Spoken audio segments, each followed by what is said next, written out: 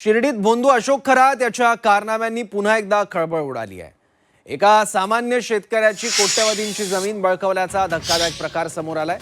या प्रकरणी अशोक खरातसह 5 जणांवर फसवणूक आणि सावकारी कायद्याअंतर्गत गुन्हा दाखल करण्यात आलाय। तर अशोक खरातची पत्नी कल्पना खरातलाही लवकरच अटक होण्याची शक्यता आहे।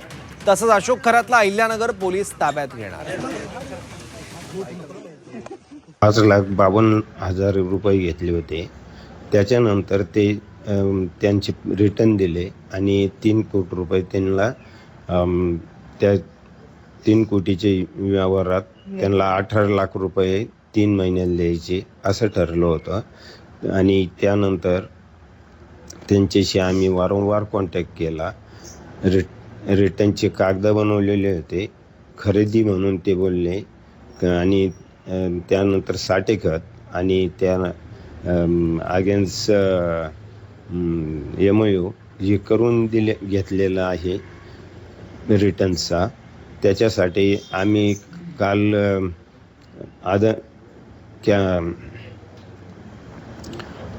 आम्ही पोलीस स्टेशनकडे गेलो असता त्याबद्दल आम्ही ती केस नोंदवलेली आहे। आमची खूप मोठी फसवणूक झालेली आहे। 2 वर्षासाठी ठेवलेली जमीन म्हणून आम्ही त्याच्याकडे हाय बा आमची जमीन आहे, आम्हाला रिटर्न घ्यायची म्हणून आम्ही याच आशेवर जगलो। माझा परपंच त्याच्यावरच आहे। पण त्यानंतर आम्हाला असं टीव्हीत दिसायला मिळालं का त्यानं आमची जमीन त्याच्या नावावर करून घेतली। हे आम्हाला काहीच माहीत नव्हतं। जेव्हा आम्हाला आमचे भाऊबंद बोलले, आमचे पाहुणे रावळे बोलले, आम्ही मोबाईलवर बघितलं, टीव्हीत बघितलं, तेव्हा आम्हाला कळलं का आमची खरतने खूप मोठी फसवणूक केली। मुख्य आरोपी आहेत ज्याच्या नावानं ही खरेदी घेण्यात आलेली आहे, त्यांना